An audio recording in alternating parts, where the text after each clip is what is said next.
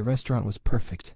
Dim lighting, soft music, laughter spilling from her lips as we shared stories. She was radiant, and with each smile, I felt a rush of excitement.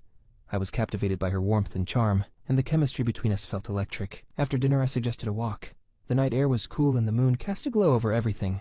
We strolled through the park, her eyes sparkling as she talked about her dreams and fears. I leaned in closer, hanging on her every word, reveling in the connection we were building. When we arrived at my apartment, I poured us both a glass of wine, and we settled on the couch, laughter filling the space between us. We played Truth or Dare, and I dared her to share her deepest fear. Her response about darkness made my heart race, not from fear, but from the thrill of vulnerability we were sharing. As the evening wore on, I noticed her eyelids fluttering, the wine taking its toll. She leaned against me, cozy and relaxed. I draped my arm around her, soaking in the moment. But then, I saw her gaze drift to the door at the far end of the room. "What's behind that door?" she asked, her voice light but tinged with curiosity. "Just some storage," I replied, hoping to keep her focused on us.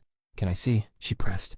"Maybe another time," I said, keeping my tone casual. I didn't want to spoil the atmosphere. I leaned in to kiss her, but she hesitated, pulling back slightly. "Everything okay?" I asked, feigning concern, sensing a shift. "Yeah, just tired," she murmured, but doubt flickered in her eyes. "Why don't you rest for a moment?" I suggested, masking my urgency.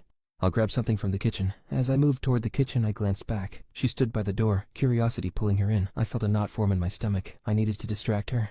"Hey, come on, let's play a different game," I called, trying to keep her from venturing further. But it was too late. She opened the door, and my heart raced as she stepped inside. I followed her, apprehension gnawing at me. "What is this?" she whispered, eyes wide as she took in the cluttered room.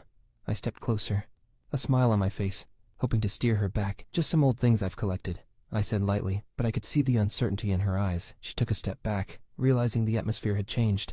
"What are you doing?" "Just showing you a different side of me," I replied, my voice steady, but I could feel the tension rise. Her instincts kicked in, and she turned to leave. I moved quickly to block her path, heart racing at the shift in her demeanor. "Wait, let's talk about this," I urged, but I could sense her fear growing as the door clicked shut behind us. The warmth of our earlier connection faded into an icy silence, leaving only uncertainty hanging in the air.